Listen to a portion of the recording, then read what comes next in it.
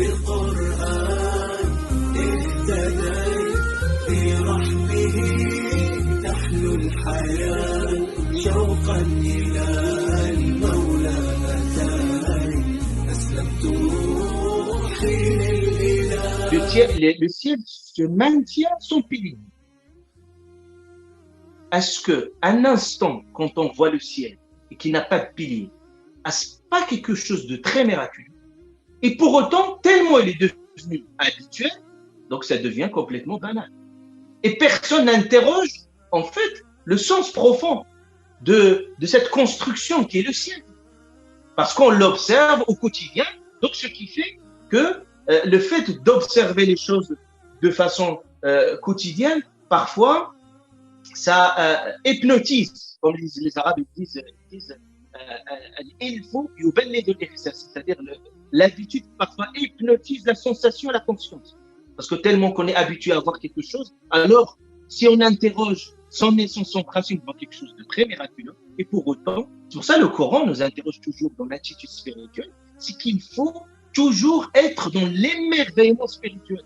C'est pour ça Allah Ta'ala il dit Inna fi khalqis sama, dans la création des cieux, de la terre, des signes, mais pas pour tout le monde, pour les ulil albab, les gens qui sont doués d'intelligence, mais dans une intelligence aussi au sens spirituel. Qui se rappellent Allah jour et nuit.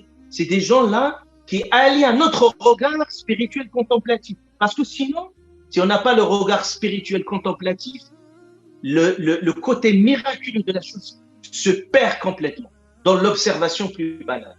Allah Ta'ala il nous invite à une autre observation, à une autre attitude spirituelle qui va dans le lien qu'on établit entre cette création merveilleuse au créateur qui est Allah subhanahu wa ta'ala. C'est pour ça, dans cette sourate Al-Imran, Allah Ta'ala parle de ces gens, à la fin, il dit, les gens arrivent à un constat, ils disent, Rabbana ma khalaqta hadha batilan subhanahu. Tellement qu'ils méditent, qu'ils contemplent le sens du ciel, du soleil, de la lune, de la terre, et tous ces signes, parce qu'ils sont ayats, c'est des signes. Donc, ils arrivent à une conclusion spirituelle dans un long processus de méditation et de réflexion pour les amener à être dans l'émerveillement et de dire Rabbana, oh Allah, tu n'as pas créé cela en vain. Donc, et vous voyez même des non-croyants, je donne des exemples, une fois des articles, des astronautes, etc., des gens, et même s'ils sont non-croyants, mais ils disent il y a quelque chose, quand on va dans l'univers, on l'observe, il y a quelque chose de mystique. Même si on n'est pas croyant, on peut dire quelque chose de mystique qui nous dépasse. Il y a de l'émerveillement à ce sujet. Donc le Coran leur dit, en fait, ce qui vous étonne, regardez autour de vous certains signes qui, pour autant, ils sont habituels pour vous, ils sont des signes miraculeux. Par exemple, il cite la question du ciel sans pilier, il cite la question de l'alternance. Beaucoup dans le Coran, il voit l'alternance entre la journée et la nuit. Est-ce que vous voyez l'alternance? Comment ça se passe? Regardez cette douceur.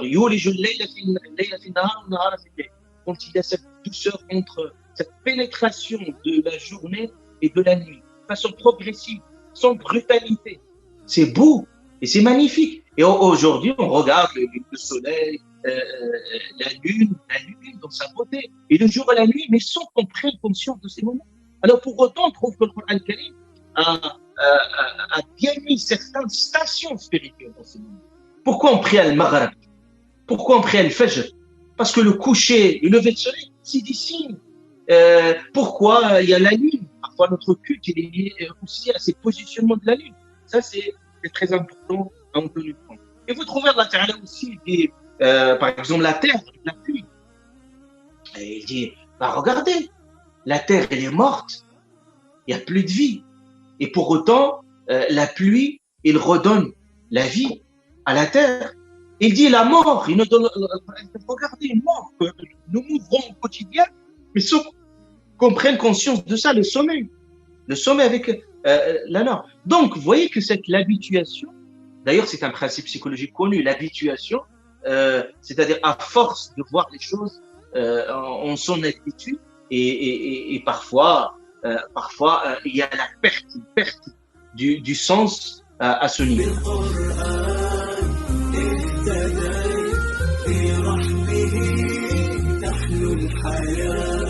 شوقا إلى